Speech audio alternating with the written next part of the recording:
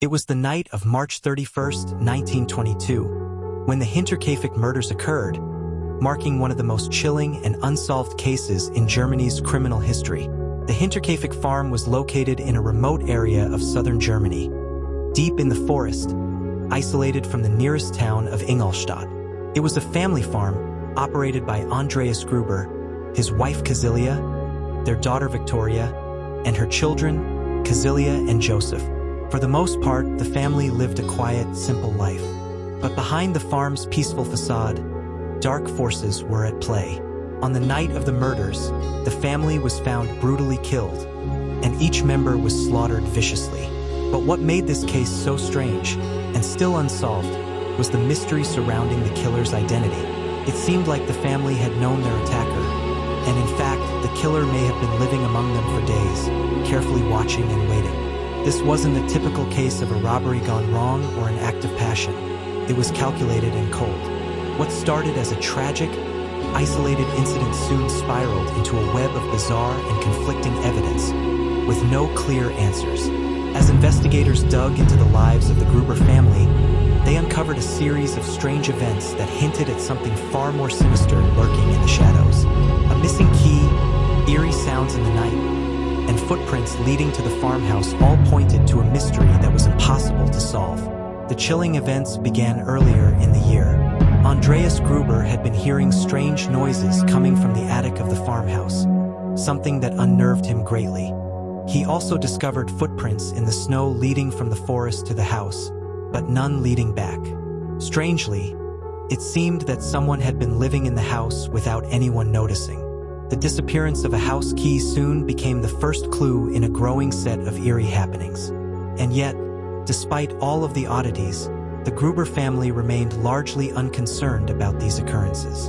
That is, until that fateful night when their lives were abruptly and violently cut short. The day after the murders, March 31st, 1922, the farm remained eerily quiet.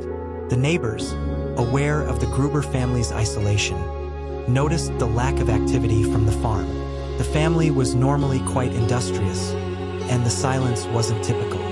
At first, people attributed it to an extended rest, but by the afternoon, concern began to grow. No one had seen the family for hours. It wasn't until the morning of April 1st that a neighbor, concerned about the absence of the Gruber family, went to check on them. The neighbor found the farm's door unlocked, a strange occurrence for a family that valued security. Once inside, the neighbor was immediately struck by the horrific scene in front of them. The bodies of Andreas Gruber, his wife Cecilia, his daughter Victoria, and her two children, Cecilia and Joseph, were all found in various parts of the house, their bodies mutilated and lifeless.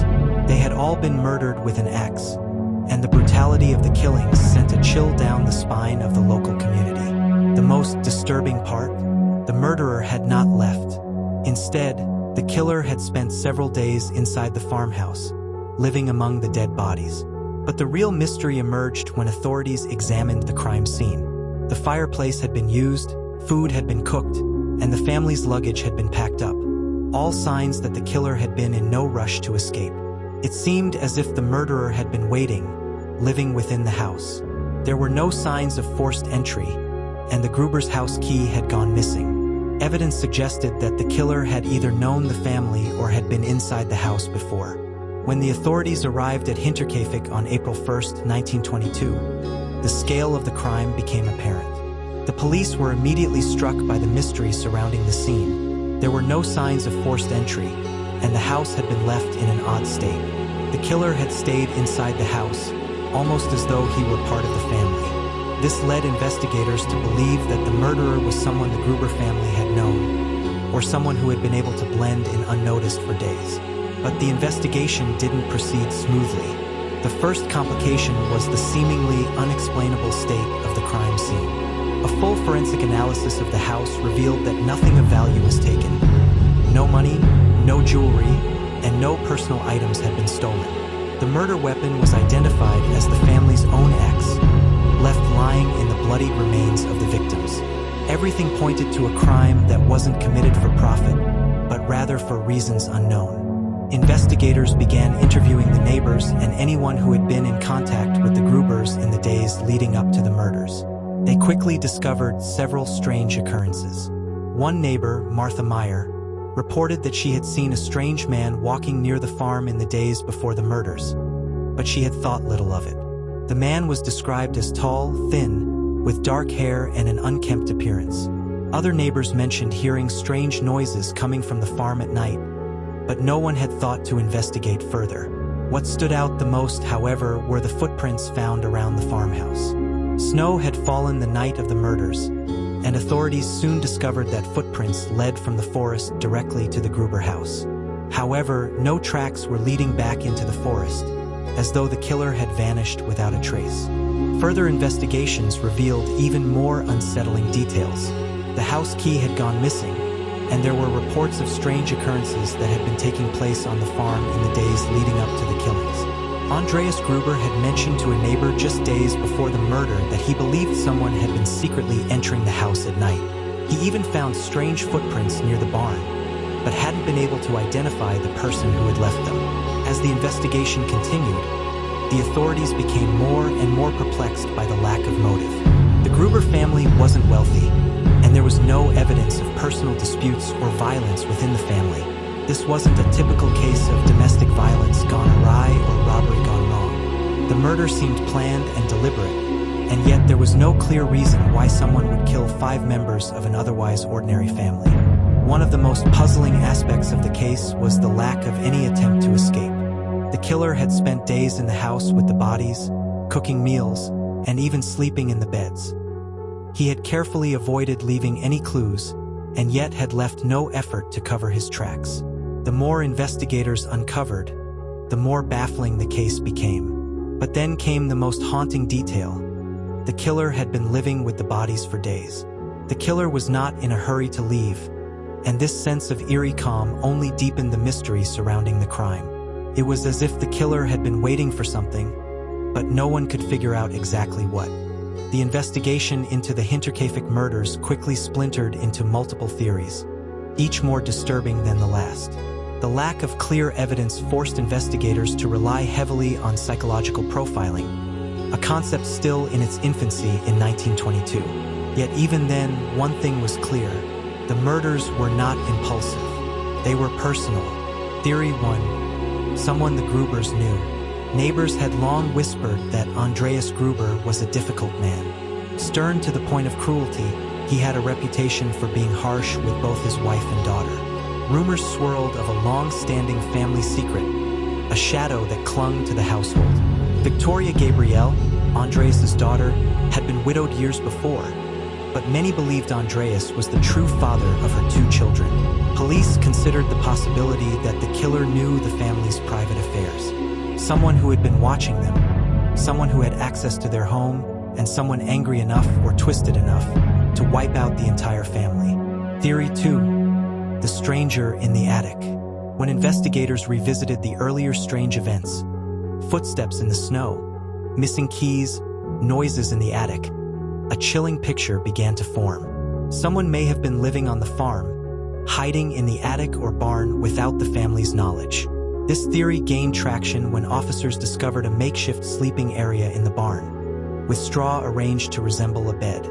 They also uncovered crumbled food and remnants of meals that the family had not cooked. It became horrifyingly clear that the intruder may have been watching the Grubers for days or even weeks, waiting for the perfect moment. Theory 3. Revenge.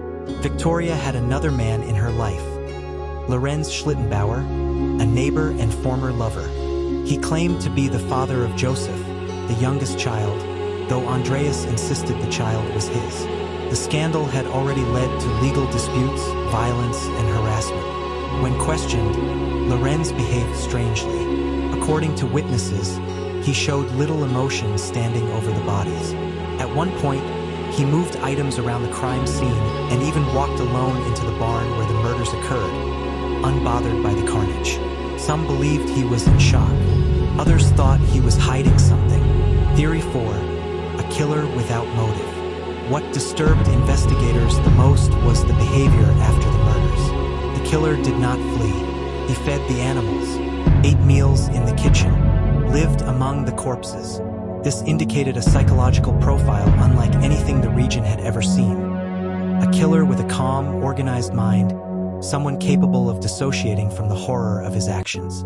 Someone who found comfort in staying close to his victims. The authorities hit a wall. Despite endless interviews and countless theories, nothing made sense. There was no clear motive, no confession, no evidence pointing conclusively in any direction. The case grew colder by the day, but the mystery only grew darker. Because behind every suspected motive, behind every possible suspect, lay the same haunting truth. Someone had walked onto that farm and vanished just as easily. As the investigation into the Hinterkaifeck murders unfolded, the crime scene presented evidence so bizarre and contradictory that even the most seasoned investigators were left scratching their heads. Each piece of physical evidence, from footprints in the snow to strange sounds in the attic, seemed to suggest a deeper, more unsettling narrative. Theories swirled, but the evidence often pointed in multiple directions, each clue fueling further confusion. The footprints in the snow. When authorities arrived at Hinterkaifeck, they discovered footprints in the freshly fallen snow that led from the forest to the farmhouse. However, the most unsettling aspect was that no footprints were leading back into the forest. The tracks began near the tree line, moved toward the house, and then simply stopped. At first, investigators speculated that the killer might have left the house by another route, but the snow around the farm was thoroughly examined, and no additional footprints were found. There was no sign of escape, and the killer's sudden disappearance was a crucial part of the puzzle. Had the killer returned to the house after committing the murders, or had he disappeared into thin air? The missing footprints suggested that someone had entered the house, stayed inside, and then left without a trace, only to reappear later. What became more unsettling was the idea that the murderer didn't feel the need to rush. Instead, they had remained within the farm for several days, comfortable enough to live among the bodies of the Gruber family. The axe and the weapon of choice. The murder weapon was the family's own axe, a detail that added another layer of psychological complexity to the case. In cases of robbery gone wrong or crimes driven by anger, the weapon used is often personal or taken from the victim's own possessions. But what chose an axe so disturbing was the sheer brutality of the attack. The killer didn't just strike once or twice. The victims had been bludgeoned multiple times, with each blow delivered with intense force. This wasn't a crime of passion. This was cold, methodical brutality. Some investigators even speculated that the killer had wanted to make a statement, choosing the axe not for its practicality, but for its symbolism. The axe was a tool that had been used by generations of farmers, and by wielding it, the killer may have been asserting dominance over the Gruber family, showing them that he had control over their lives and deaths. However, the idea that the axe had been used as the murder weapon of choice raised more questions than answers. How could the killer be sure that it was the right tool for the job? How did they know the Grubers would have the axe in such an accessible position? It was as if the killer had known the farm inside out. The missing key and the locked doors. Another puzzling detail was the missing house key. Before the murders, Andreas Gruber had mentioned to a neighbor that he believed someone had been entering the house at night, stealing food, and hiding in the attic. The fact that the key was missing suggested that the intruder had gained access to the house without raising suspicion. In addition, when authorities began to search the farmhouse, they found that several doors had been locked from the inside. It seemed the killer had taken care to lock the doors after committing the murders, creating an eerie feeling of control over the entire house. This was not a crime committed in the heat of passion or rage.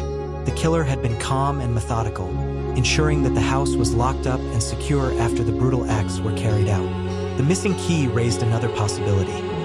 Had the killer been living in the house for days, hidden in the attic, and had simply used the key to enter and exit without detection?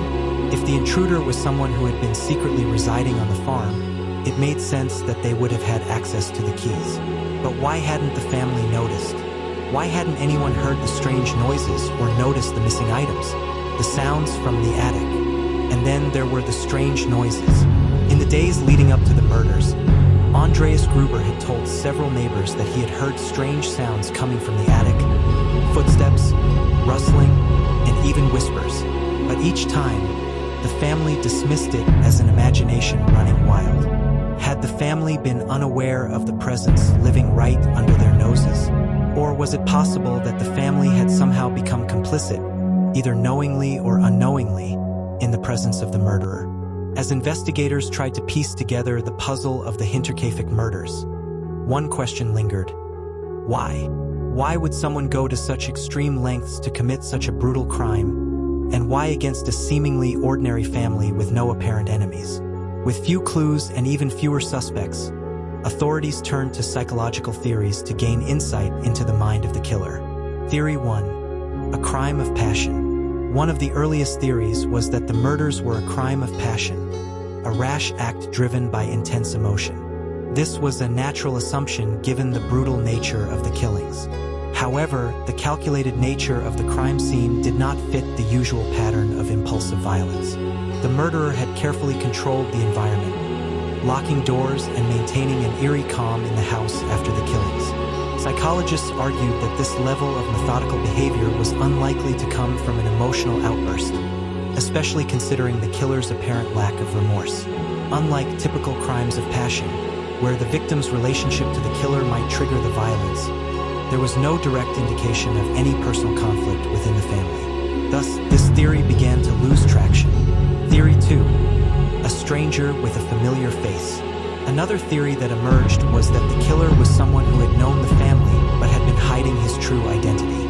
This theory gained support when investigators considered the odd sounds from the attic that Andreas Gruber had reported hearing in the days leading up to the murders. Could the killer have been hiding in the attic, observing the family for days?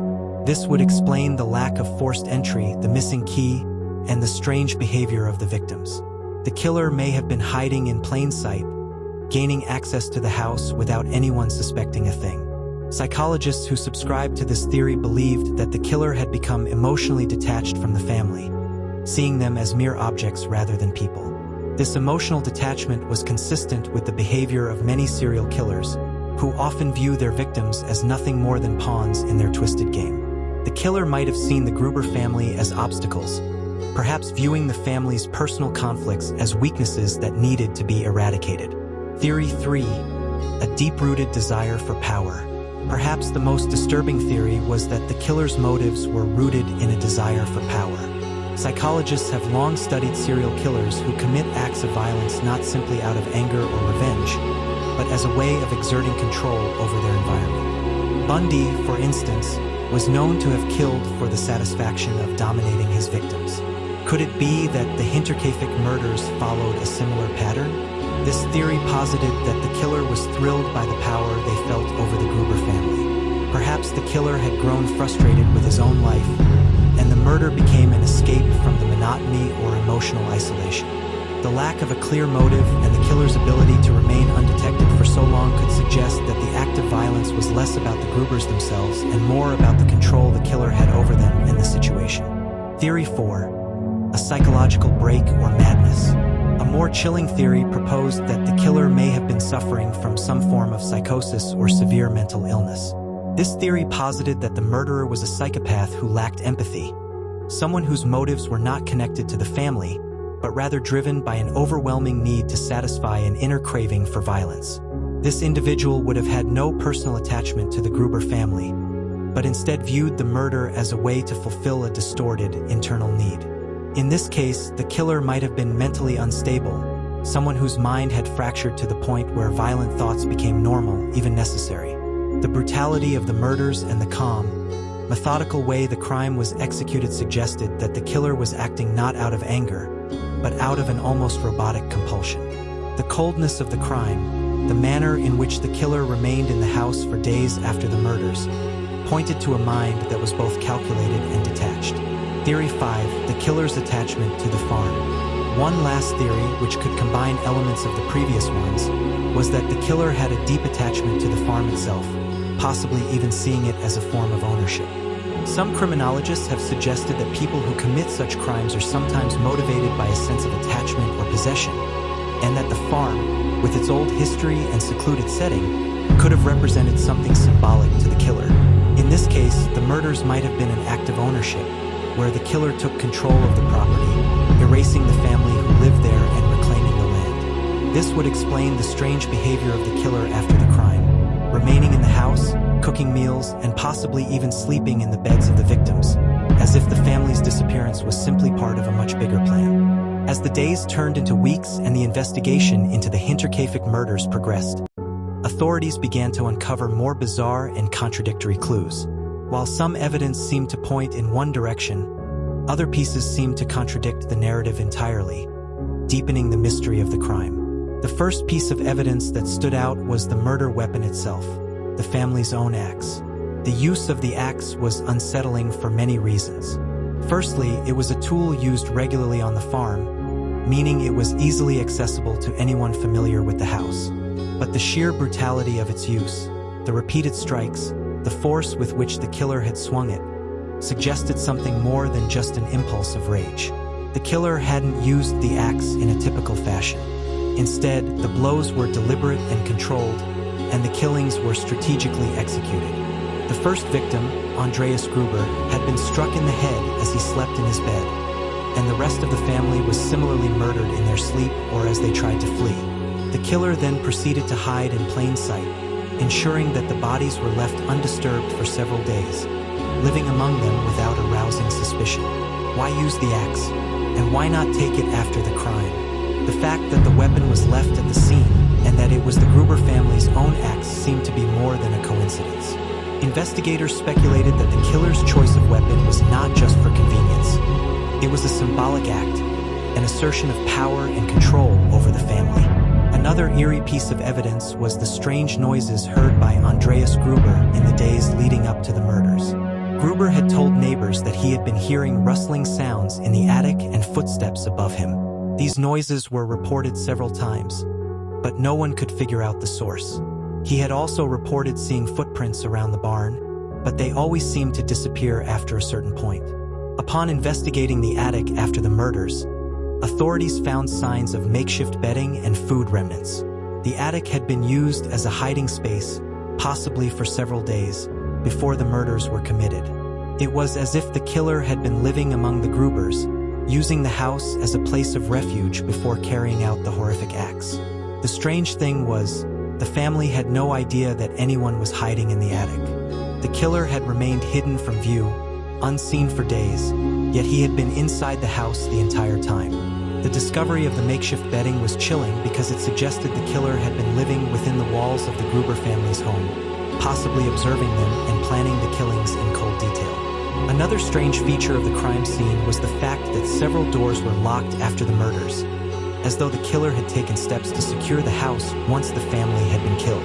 It was clear from the position of the bodies that the killer had not been in a rush to escape. He had remained in the house, possibly for days after the murders, eating meals and even cooking food. The house had been left in a disturbingly normal state, as though the killer was comfortable with living inside the home, as if it were his own. The locked doors presented another mystery. Why would the killer lock the doors after committing such a brutal crime? If the killer was someone familiar with the family, perhaps they were securing their exit or attempting to avoid suspicion. Or maybe it was another symbolic act, a way for the killer to exert complete control over the family's home, ensuring that no one could enter and disturb the scene he had carefully crafted. Perhaps the most significant piece of evidence, and the one that held the most potential for uncovering the truth, was the missing key. The Gruber's house key had disappeared before the murders, and no one could explain how it had gone missing. Had someone taken it, or had the killer used a copy of the key to gain access? Why had the key been removed from the family's possession? Some investigators speculated that the key had been taken by someone who had access to the house, perhaps a family member or someone who had been living in the house without the Gruber's knowledge. The missing key raised an important question. Had the killer been living in the house for days before the murders? And if so, how had they gone unnoticed for so long?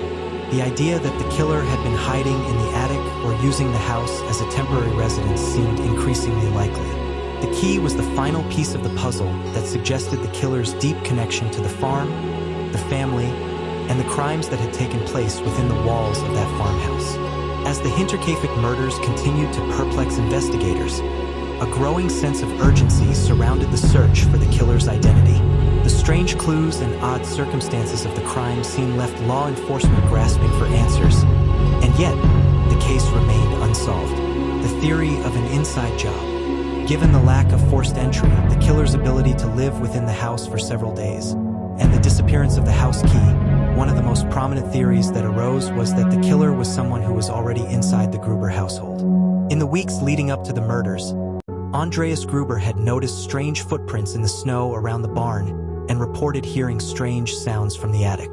The fact that no one heard or noticed anything unusual was a clue that perhaps the killer had been concealed within the home, hiding in plain sight. This theory suggested that the killer was likely someone who knew the family. This would explain how they were able to move about the house undetected, possibly observing the family's habits and waiting for the right moment to strike. The family's comfort with the intruder would explain why they did not take more immediate action to investigate the strange occurrences, and why they did not suspect that anyone was living inside the house with them. The killer, in this scenario, may have been someone who was trusted, someone who had been in and out of the house regularly, and yet had been overlooked by the family. The theory of revenge. Another theory that gained traction was that the murders were motivated by revenge. As previously mentioned, there had been long-standing tension between Victoria Gruber and her former lover, Lorenz Schlittenbauer, who claimed to be the father of her child, Joseph. In fact, there had been a legal battle over the paternity of the child, and Andreas Gruber was known to have believed that Lorenz was not the father, but rather that the child was his. The conflict between Andreas and Lorenz had been public, and many speculated that the source of the animosity between the two men could have resulted in violent retaliation. It was even suggested that Lorenz Schlittenbauer may have been directly involved in the murders. His strange behavior when he discovered the bodies raised suspicion among the investigators. Lorenz had no apparent emotional reaction to the murders, and he even manipulated the crime scene, moving items and entering rooms that had yet to be fully examined. This odd behavior led some to believe that Lorenz might have had a personal motive to silence the Gruber family and sever the ties between them. But there were problems with this theory. Lorenz was a known figure in the community, and it seemed unlikely that he would have had the opportunity to spend days hiding inside the farmhouse without being noticed. Moreover, there were no signs of struggle or self-defense in the murders, which suggested that the killer had been able to subdue the victims with minimal resistance. This type of execution raised the question: could someone like Lorenz, who was known to have been a vocal and aggressive figure, really have killed in such a calm and controlled manner? The theory of a stranger.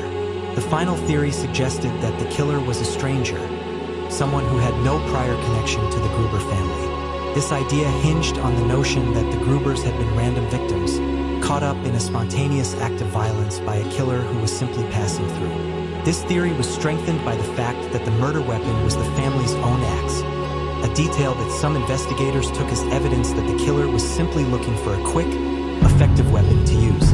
But the issue with this theory was that the murders were too well planned and methodical to be the work of a random killer.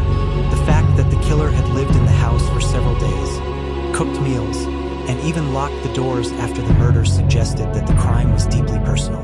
Moreover, the killer's ability to remain unnoticed for so long pointed to someone with an intimate knowledge of the family's habits and routines. This wasn't the work of a random stranger. It was the work of someone who had been watching the family for days, perhaps even weeks. Psychological profiling: a cold, methodical killer. Psychologists and criminal profilers who examined the case suggested that the killer was likely a psychopath, someone who felt no empathy for the victims and was capable of cold, calculated violence. The fact that the killer had taken the time to carefully clean up and live in the house for several days suggested that they were not only highly intelligent but also emotionally detached from the act of murder. The lack of remorse, the precision in carrying out the killings, and the ability to blend into the environment pointed to a killer who was capable of dissociating from the reality of the crime. This would also explain the lack of physical evidence or witnesses. The killer was methodical and careful to cover their tracks, making sure to avoid detection while carrying out the murders. This level of control and planning indicated a person who had thought about the crime well in advance, someone who had studied the family and the house, and had understood the right time to strike. As weeks passed and the investigation into the Hinterkaifeck murders failed to yield any clear answers, the public's fear began to grow. The brutality of the killings, combined with the mysterious disappearance of the killer, stirred a deep sense of unease in the surrounding areas. Rumors spread quickly, fueled by the strange facts and the unsettling nature of the crime. The authorities, feeling the pressure, began to re-examine the case from every angle. They had already considered several theories and narrowed down the list of suspects to a few likely individuals, but with no concrete evidence linking any of them to the crime, the investigation stalled. The community, once peaceful and tranquil, was now gripped by suspicion and fear that the killer could still be living among them. One of the most prominent figures in the investigation was Lorenz Schlittenbauer, the former lover of Victoria Gruber and the father of her child. Lorenz had already attracted attention due to his strange behavior at the crime scene and his known conflict with the Gruber family. He had moved quickly after the murders, reportedly washing his clothes and acting unusually calm after hearing about the deaths. While his actions raised suspicions, the authorities were unable to link him directly to the crime. However, new evidence came to light that could potentially shed more light on his involvement. Several neighbors reported that, just days before the murders, Lorenz had been seen near the Gruber farm at odd hours. Some even claimed to have seen him leaving the farm late at night, though he always denied this when questioned. Despite his denials, investigators couldn't ignore the fact that Lorenz had access to the farmhouse and was familiar with the Gruber family's routine. His connection to the family, combined with the potential for revenge or hidden motives, made him an obvious suspect. But the more investigators dug into Lorenz's background, the more conflicted they became. He had no prior record of violent behavior, and while his temper had been known to flare, there was no clear motive for him to murder the entire family in such a brutal manner. As the investigation into Lorenz continued, a new theory began to take shape. What if the killer wasn't someone close to the family, but instead, a familiar stranger who had been watching the Grubers from a distance? The authorities began to consider the possibility that the killer was someone who had no direct relationship with the family, but had gained intimate knowledge of their routine through observation. The lack of forced entry and the calm, methodical execution of the crime supported this theory. The killer seemed to have known exactly when and how to strike, using the family's own key to gain access. And the most chilling piece of evidence was the killer's apparent comfort in the house, where they had lived among the victims' bodies for several days after the murders. Investigators now considered the possibility that the killer was someone who had been watching the family for weeks, someone who had been quietly learning their habits, waiting for the perfect opportunity to strike. This would explain the disappearances of important items, the strange sounds in the attic, and the hidden spaces where the killer could have easily concealed themselves. As more time passed and the authorities failed to find any leads, the fear in the surrounding towns continued to grow. People became afraid to visit the area near the Gruber farm, and rumors ran wild. Locals began to speculate that the killer might still be living among them, hiding in plain sight. The once quiet and peaceful farming community now found itself gripped by paranoia and distrust. In the neighboring towns of Passau, Ingolstadt, and even Munich, families locked their doors at night and avoided traveling near the Gruber farm. Parents warned their children not to wander near the woods, and townsfolk gathered to discuss the case, though no one seemed to have any concrete answers.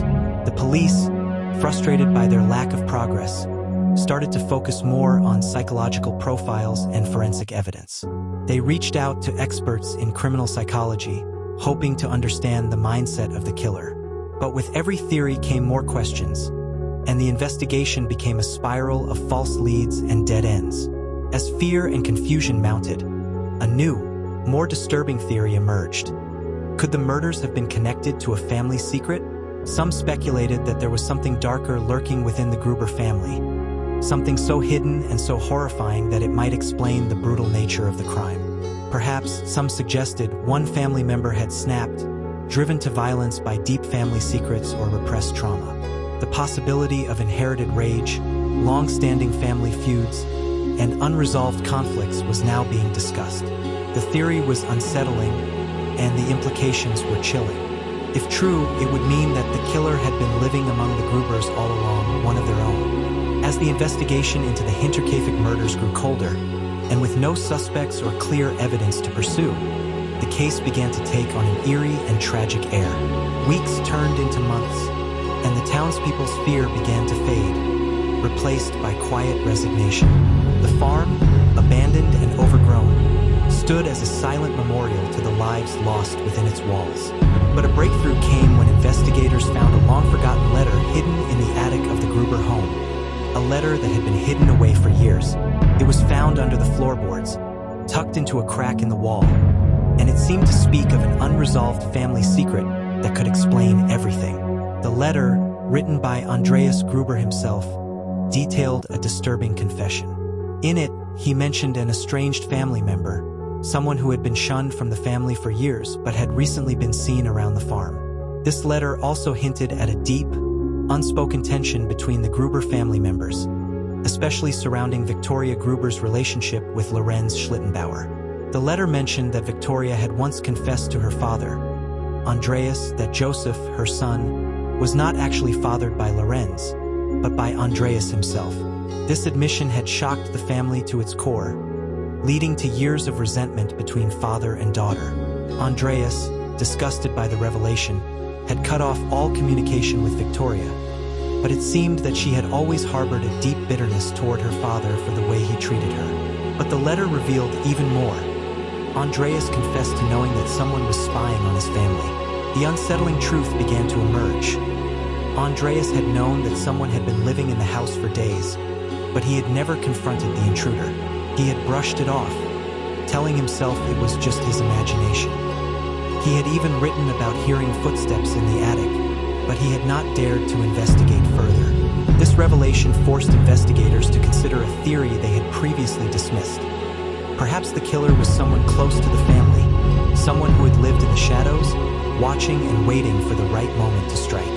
It seemed plausible that the killer had been a family member, driven to madness by years of pent-up anger and betrayal.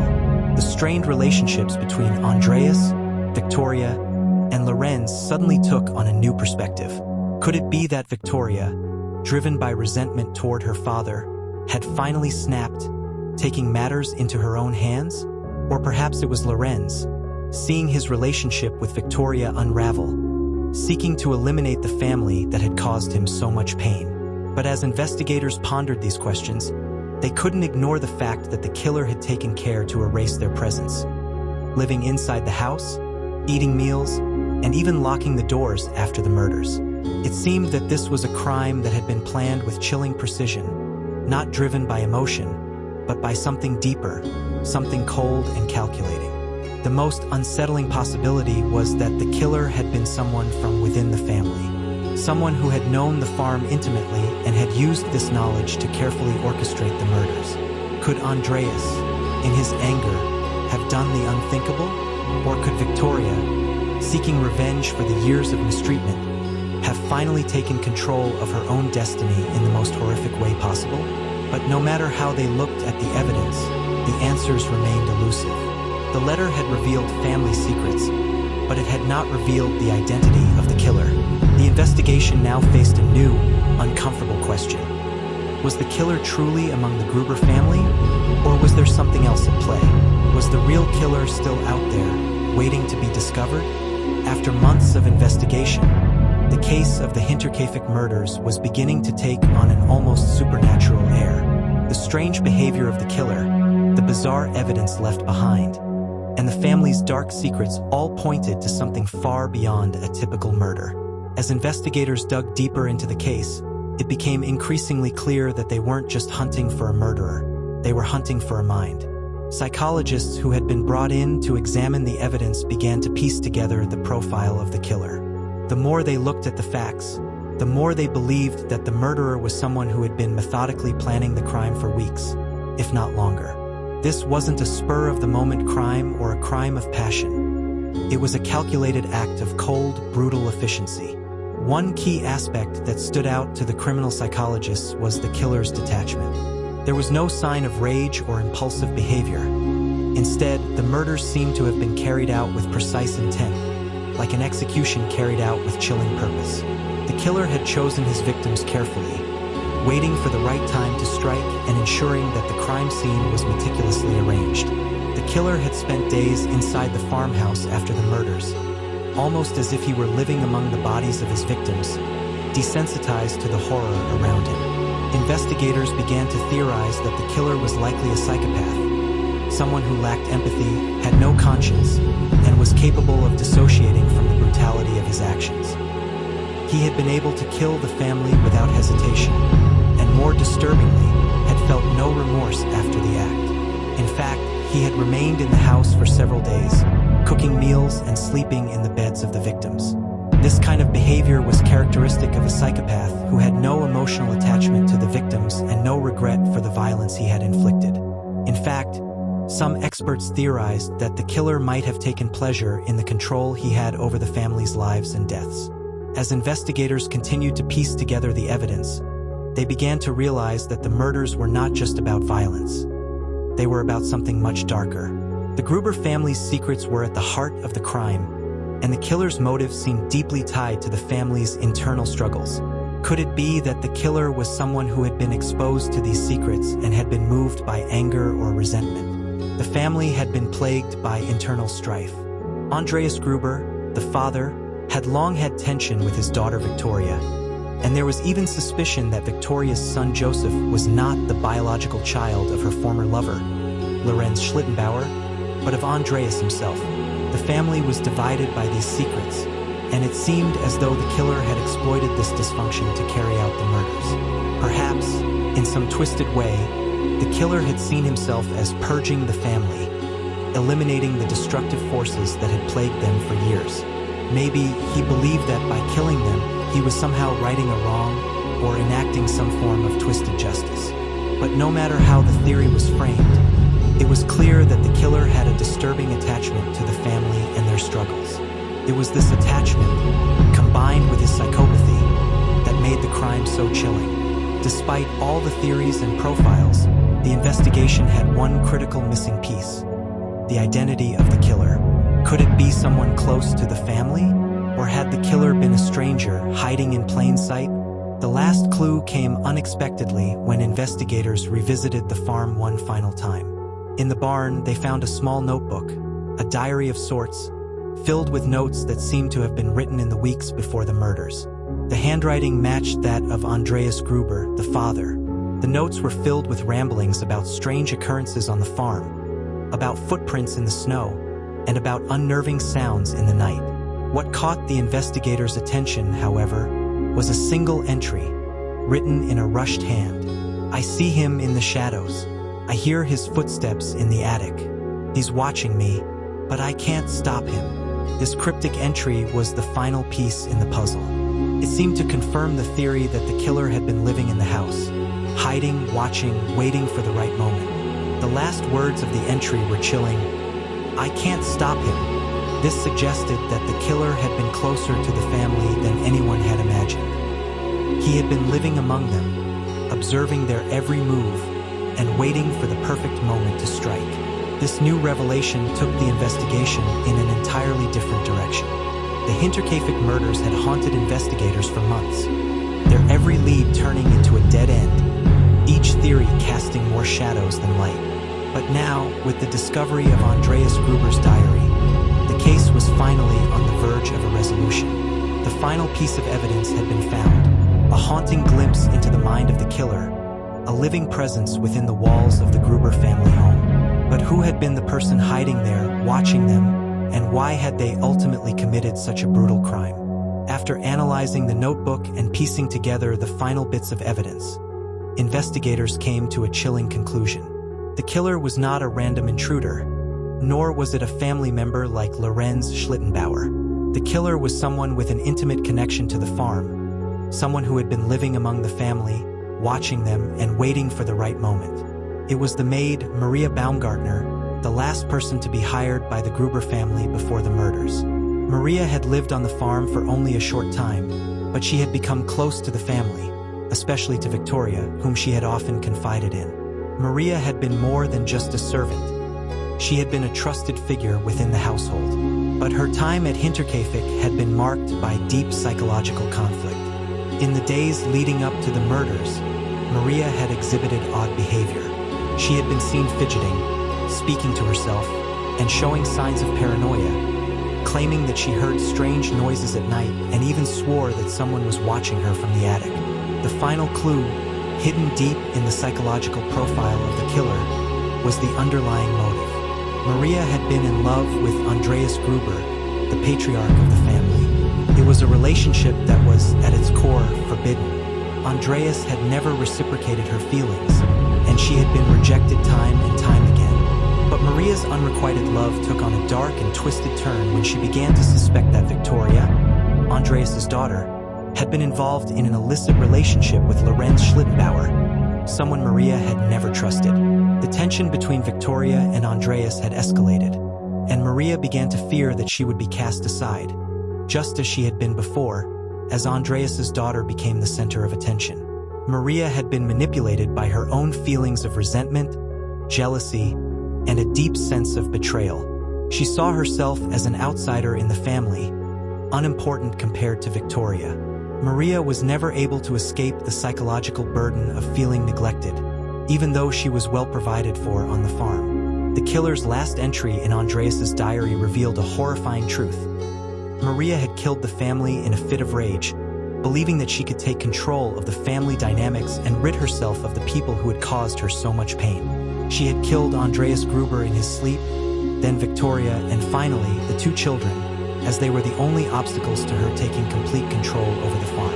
After Maria murdered the Gruber family, she went to great lengths to hide her identity. She remained on the farm for days after the murders, acting as though everything was normal. She had even gone so far as to use the family's own ex to make sure the murders were linked to someone close to the family. In the end, Maria's motive was not just about anger or revenge, but a deep psychological break brought on by years of unrequited love and a twisted sense of ownership over the farm and its people. She believed that by erasing the family, she would be able to take their place and live the life she had always wanted. But Maria didn't escape the consequences of her actions. When the authorities finally arrested her, she was found in an utterly disheveled state, barely able to form coherent sentences. The psychological toll of the murders had driven her to the brink of madness. In the end, Maria Baumgartner, the once trusted maid of Hinterkaifeck, became the murderer who shattered the family and the community. The Hinterkaifeck Murders would go down in history as one of the most disturbing and chilling crimes ever committed in rural Germany. The case was one of psychological horror, where a killer's mind was torn apart by love, jealousy, and a desperate desire for control.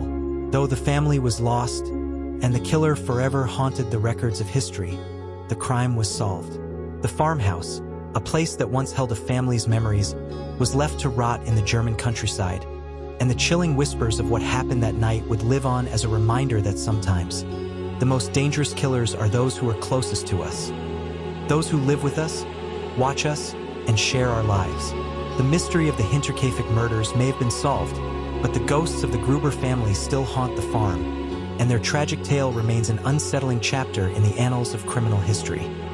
Subscribe for more chilling true crime stories, deep dives into notorious serial killers, and the latest